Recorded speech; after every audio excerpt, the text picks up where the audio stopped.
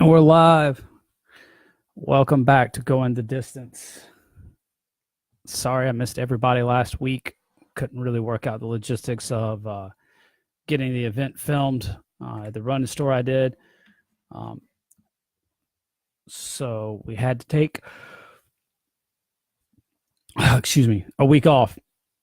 So I hope everybody had a wonderful last 2 weeks. So anyways, we are back. We're going to hit the ground running. I will be in Charlotte, North Kakalaka this Saturday morning at the Let Me Run 5K. I'm the honorary Grand Marshal for that race. The Let Me Run 5K is all about supporting youth running. So they get a bunch of running in the greater Charlotte area through after school programs and stuff. So I'm excited to see what all they have done throughout the last couple months to get ready for this race, and then show off their work over the 5 kilometer distance. So I will be out there giving a short little pep talk before the race because those kids are going to need it. 5K is a long way. The Memorial Day weekend, I will be in Chattanooga, Tennessee. I'll be hanging out at Fast Break Athletics on May 26th. And then I'll be running the Chattanooga Chase Mile on May 28th. More details on that stuff to come here soon. And then it looks like I'm going to be at the Music City Distance Carnival in Nashville, Tennessee on June 2nd. So that's events are kind of starting to slow back down here for a little bit before we get back up for some stuff in July. Caroline, what Laurel Yanny? I haven't done it. I've seen it all over the place today. I guess I'll have to take the test and find out. So I don't know which is there a right answer or wrong answer. What does it say about each person? I guess, or our perception of reality, or what we hear, or what we hear, because it's a hearing test, right? I probably won't hear either because I'm literally deaf. All right, so last week I was in Minnesota for the TC 1 Mile Championships. The event was great. I got to speak actually at a myself, Lawi Lalang, and who else was with me?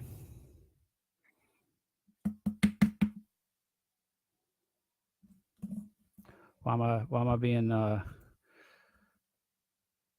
anyways, we got to speak at a Chinese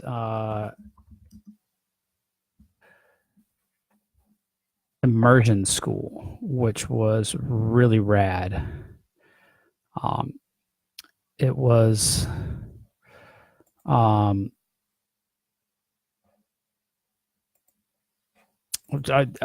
who was with me? Oh, Emily Lapari. That's what it was. Okay.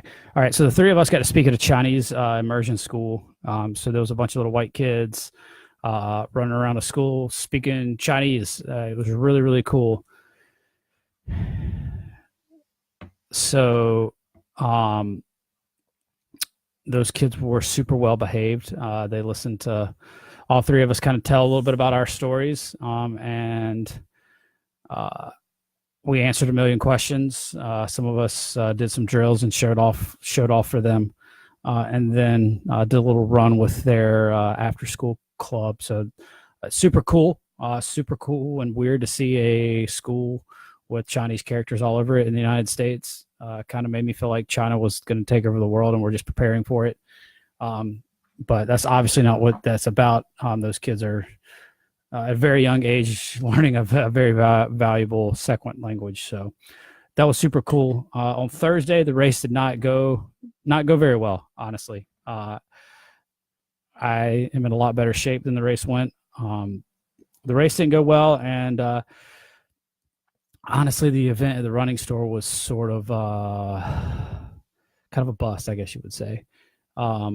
Not a lot of people showed up after a lot of people kind of RSVP'd, and it was a bit of a letdown. So as I get out there and try to tell my story, and we set up events, and it's just sort of like my running. You're going to have some successes and you're going to have some failures. That was 2 failures last week. But I'm a big boy, took him on the chin. and you learn from those mistakes and how to better set up events in the future. And we're going to work. We're just going to keep working at it and keep plugging away and keep, telling my story to even the one person that showed up. So I'm super grateful for that opportunity that they set up, that the people at Twin Cities in Motion helped set up that event. It just, we got to keep plugging away and figure out a better way to get our message across, so more people can hear the story. So anyways, the race also didn't go great. I've been training super hard, and I don't know if that, I don't know if I was a little too tired from that maybe or what, but I felt like I couldn't keep up. Whereas during the indoor season, I felt like I could keep up for the first half of the race and didn't have any fitness behind me to hang on the last half of the race. This time I was kind of out the door from the start, but never really in trouble. So that was super, super frustrating. Because when you finish the race not very tired, you wonder kind of like just what just happened.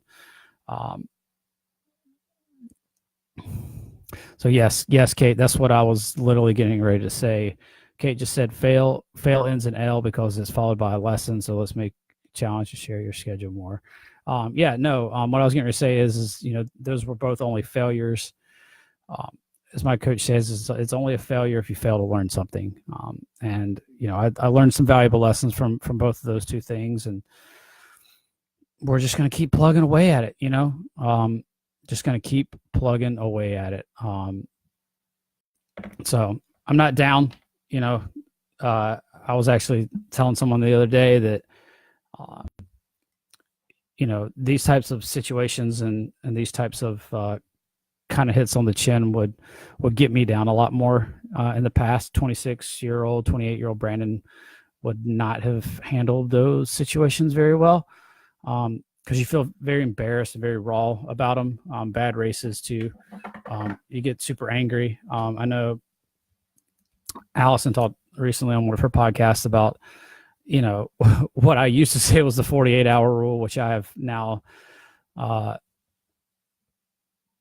pulled back to the 24-hour rule. I let myself be kind of upset or frustrated over a situation for about 24 hours, and then you got to start learning from it.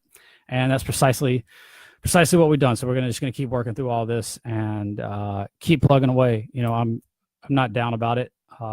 It was frustrating in the moment, but we're fixing it, and we're going to keep plugging away because we got a very important story to tell. I've got races to win. I've got awareness to raise and people to inspire, which is kind of what I wanted to lead into this week and talk a little bit about. It's still Vasculitis Awareness Month. We're right actually smack dab in the middle of it, since May is,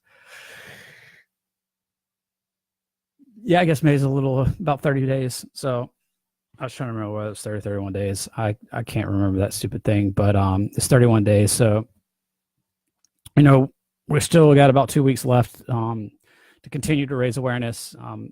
And what I wanted to talk a little bit about tonight is why it's important to continue to get involved in these things and these issues, especially.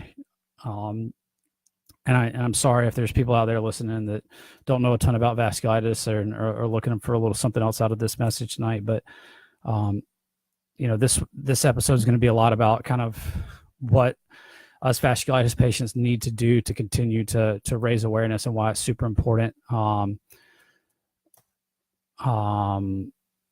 to continue to get involved, not just in the month of May, but year round, because our disease has so few organizations, has so few charities, has so few research dollars, et cetera, et cetera, et cetera, all those things that we don't get the attention that others had. I made a joke about that book event last week that, like, had that been a cancer event, there probably would have been, several hundred people show up. And that's just the nature of having a disease that only affects, about 200,000 people annually in the United States, new diagnosed patients. So it's a really small crowd. Obviously when we're doing events like that, we're trying to pull some in from other communities as well, trying to pull some in from the running community, the lifestyle community, the outdoors community, anybody that kind of is willing to listen. So, that's why I keep trying to be somebody that's straddling both lines and trying to pull people from even further beyond those. So on the vasculitis side, whether it's into other rare diseases and stuff, and over into things on the other side of running, whether it's cycling or other endurance sports. I trying to pull as many people and bring them into the story and let them hear about the amazing stories that I hear about all the time, and let them know about the people that continue to suffer in silence. And I know that there's been a lot in the last decade. Research has changed the way that our disease is handled and how it's treated, and it's slowly kind of beginning to chip away at the diagnosis. Oh, sorry guys, I'm struggling, I guess, tonight. But trying to chip away at getting to those earlier diagnoses. But all that's really, really important because, all of us, myself included in this, I didn't talk about my disease for the first really 7.5 years that I suffered with it. And it's something that it gets you down a lot. And I was talking with my friend Katrina this week. There's times where what you're going through is just very, very frustrating, and we don't have a large network of people. We don't have places to go and things and people to see to really help lift everybody up and inspire everybody. And there's not giant support groups in every city. So it's really, really tough. And a lot of people end up, losing relationships over it because, sometimes, and you just need to complain.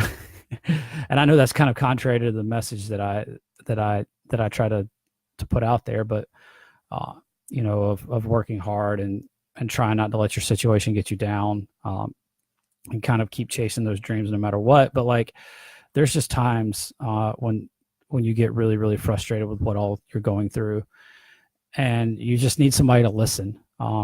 And I didn't realize how much I was sort of missing that until last year when I was given the opportunity to be at the vasculitis symposium and meet people like Allison and Kate and Ben, who, while all of our diseases have affected us differently, we all understand kind of what each other are going through, and we stay in, very close contact. We're texting each other kind of all the time. And sometimes it's just, we just want to complain to each other about something being bad. I'm not saying that we need to be down all the time, because that's not helpful. But there's something to be said about having other people there to understand what you're going through and can just listen, because a lot of people that don't understand a lot about our disease or the things that we're going through can kind of just look at it as you being a Debbie Downer. And when in reality, you just need somebody to listen. And, I think that we're slowly starting to see that with, the Victory Over Vasculitis group here on Facebook, trying to constantly promote things that are going to uplift each other and not be something that just talks constantly about our disease or constantly complaining, but lifting each other up. And that's great. But we all just need to sometimes just sit down and, whether sit down and cry or sit down and just kind of lose your mind for an afternoon or a day or an hour or whatever length of time it is. Sometimes you go through all that tough stuff, and you kind of have to let all that energy out and talk to somebody. So, that's something that's just so important for patients to have. And patients, I'm here for you if you ever need to just complain.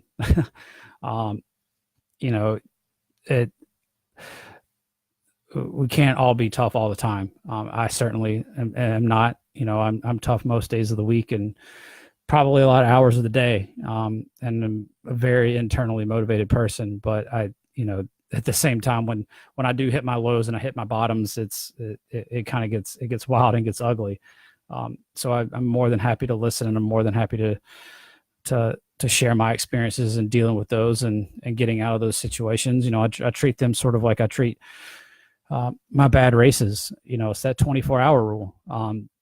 You got to get out of it. And, I think sharing with each other right now is super important and helping us all raise awareness, because if when we're sharing, the big thing today, I don't know if anybody has pulled up the Vasculitis Foundation's Awareness Month calendar. The big thing today, it was supposed to be sharing your story, and kind of putting it out there for the world. And the more of us that do that and connect and try to put that information out there for people to see, amongst all the other loud noises that are kind of happening in social media and Twitter and Facebook right now.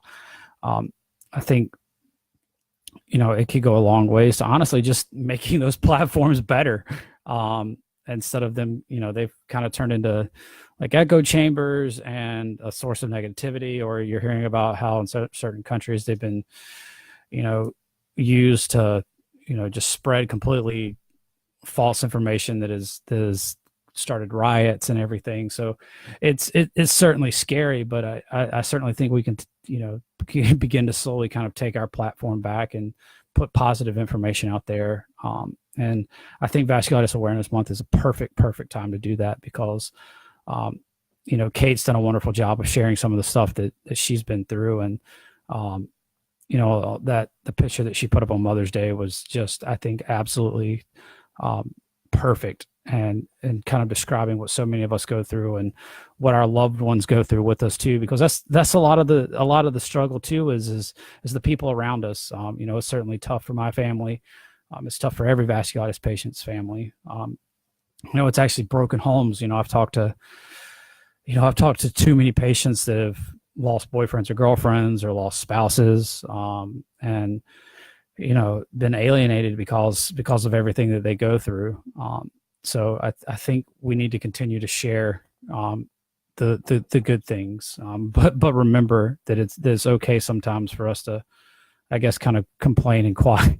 And I don't want to say in quiet, but talk to your friends, talk to your other patients that are really going to understand what you're going through. And kind of, I don't want to say you got to put a positive spin on it, but try to figure a way out of it.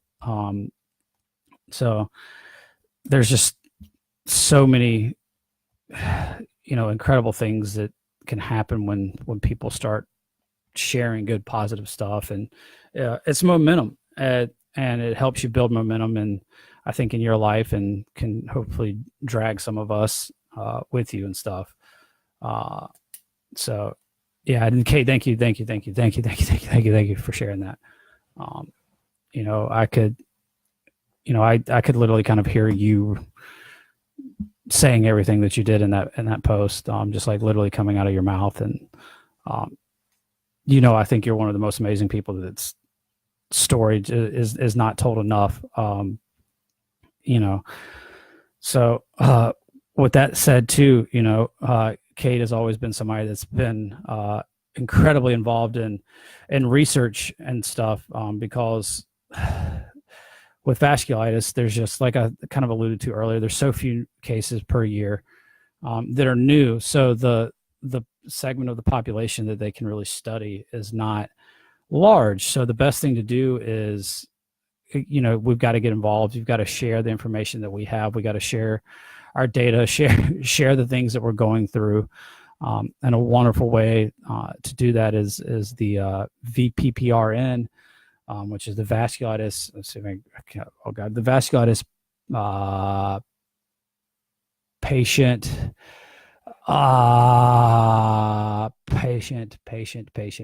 vasculitis patient powered research network. Got it.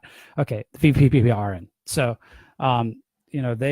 they collect as much data and information and stuff as they can from people, to help researchers, to help get us better treatments, to help get more information in the doctor's hands, because the more they know about the things that we went, um, yeah, I just had a giant brain freeze, Kate. I'm sorry. So, anyways, yeah, the more information we can give them, the more that helps the patients that are coming behind us not have to struggle as bad.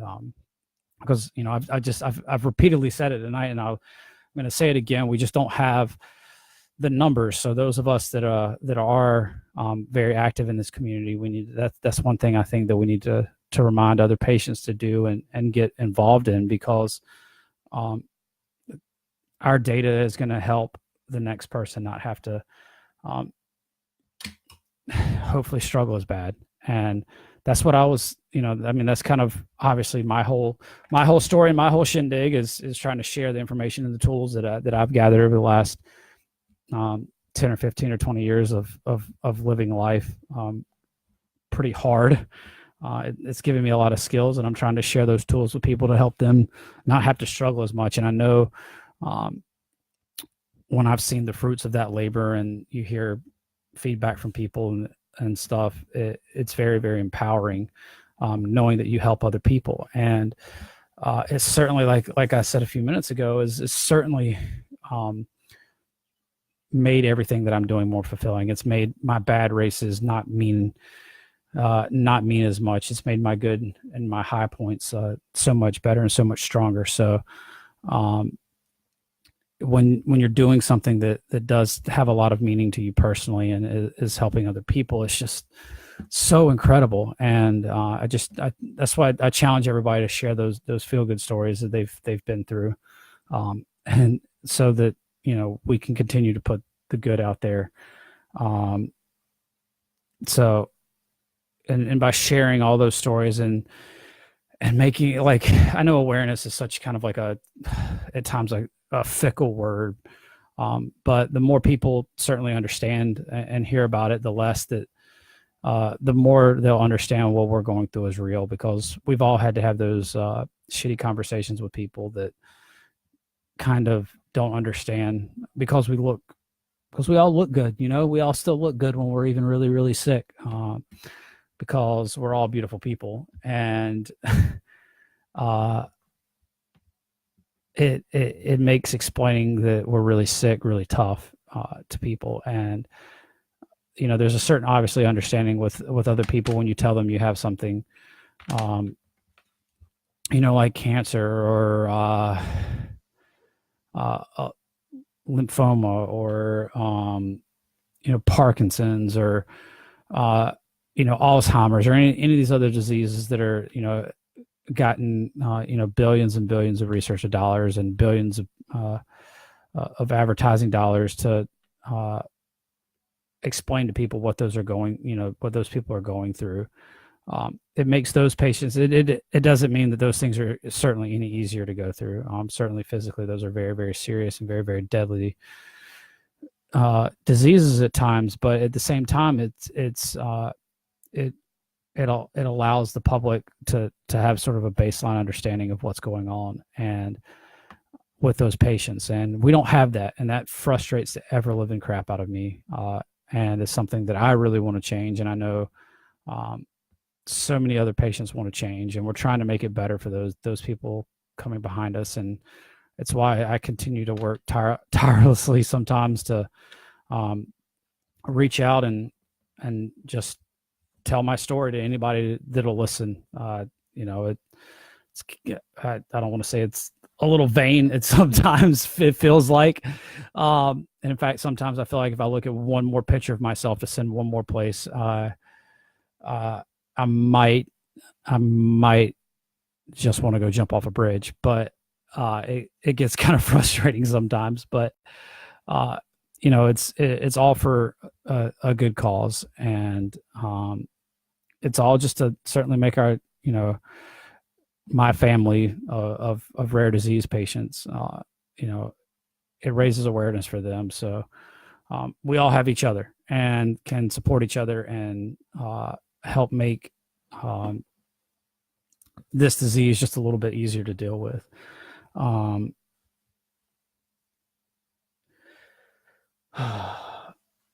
So sorry, just looking over my notes here.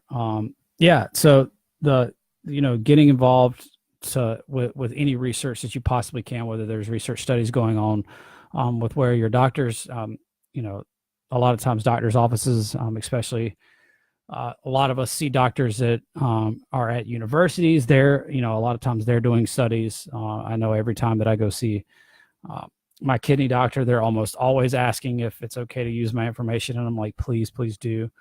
You know, obviously I have a kind of a science degree, kind of a science mind. So I was already super interested in that kind of stuff before, but it has made it a lot, it made it easier for me to kind of get involved in that area. So, but because I know there's a lot of people that don't necessarily feel comfortable with it, but I promise you that that information is going to help make people's lives better in the future. Because it really does, like you literally every, as they say, like every vote counts, kind of when election season's around. For vasculitis patients and other rare disease patients, every statistic matters. It matters to such a higher magnitude than your other bigger diseases, because with so few new cases, your number, you can literally help change the course of treatment for future patients, or help other patients get earlier diagnosed by sharing the symptoms and the way that you were diagnosed and the things that you exhibited and the ways that your disease affected you before you were diagnosed. Like all that stuff helps doctors. And that's one big thing that the foundation does, because like the Vasculitis Foundation, like if you try to research or look up like vasculitis foundations, not just the Vasculitis Foundation, but there's only a handful of them. I know off the top of my head, there's like the Lauren Curry Twilight Foundation, which is over in somewhere in Europe. My brain's really, really failing me right now. But they, they're one of the only other kind of major ones, and they're based over there. And I know I think there's another one in Canada as well. But I mean, that's just like three off the top of my head. So it's really important that we all, kind of get involved in those and help share those or whatever. So, it's just super frustrating that we can't, we're doing everything we can. And the foundation is really small when you look at the number of people that they employ and the things that they're able to do with the resources they have is absolutely incredible. I mean, anybody that was at the symposium last year, saw what links that the people that worked behind the scenes did to make that happen. But also because of the size and the magnitude of that event, it's only something that they can do every 2 years, because it kind of really takes them that long to get it off the ground and get it going. So I did see where Vino raised $13,000 this year, Mary Frances. I'm glad you brought that up, because I saw that and I didn't get a chance to talk about that. So that's absolutely incredible. And I know that, I think 2 weeks ago we were on here and, my friend Doug had raised several $1,000s for them too. And, in a separate event. And, let's see what else. Oh, and just like a lot of people have done small things on Facebook, that $200 or $300 that, people raise here and there, that goes a lot further than people really realize. And, that's the type of things that we need. We need more Vino for vasculitis across the country. We need more of those things. And, it's one of the things that I'm looking to do in the future and get more involved with.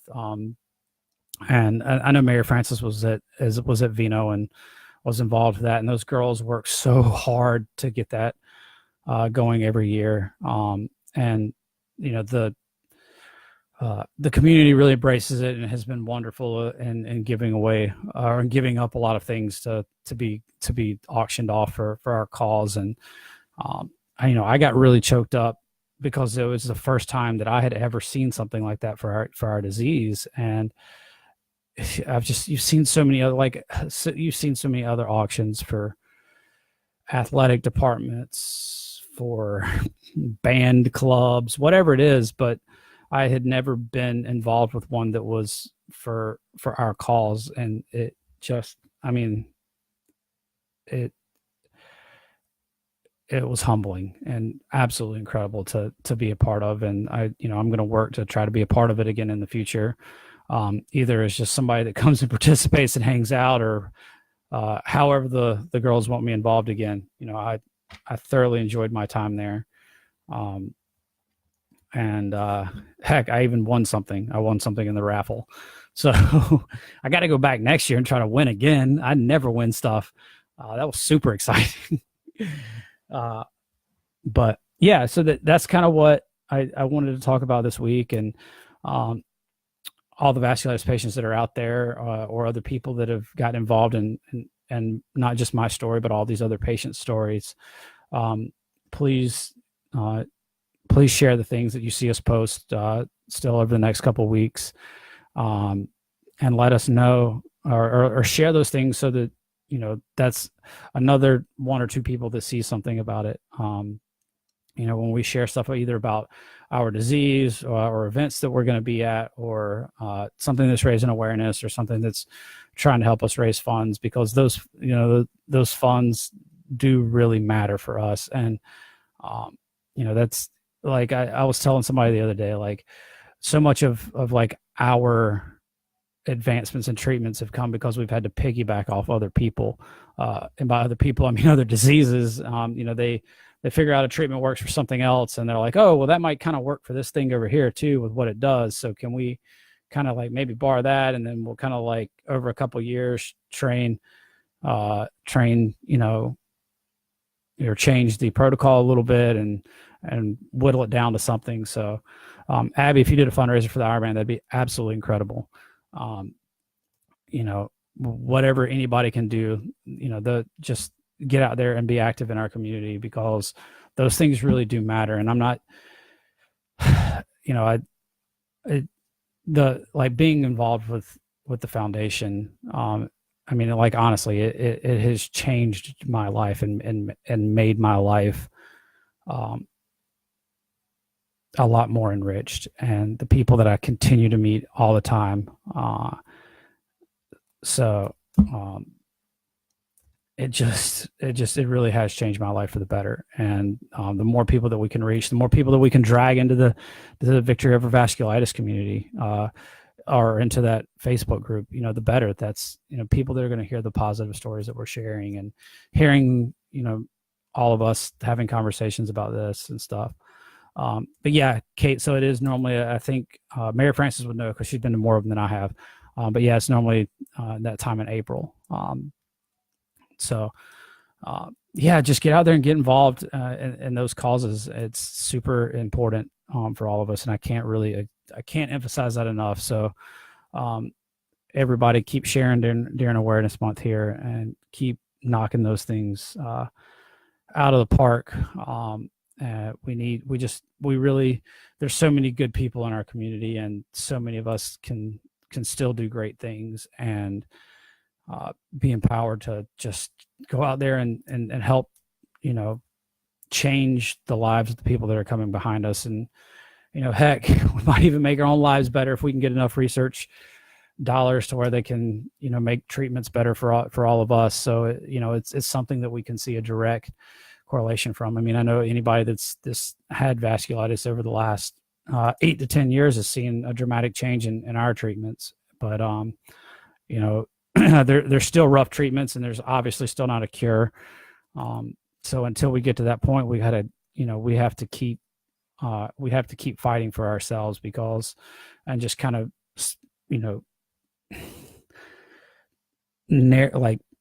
narrowly squeezing out and shoving our way through, and making our own space for the giant piece of the pie.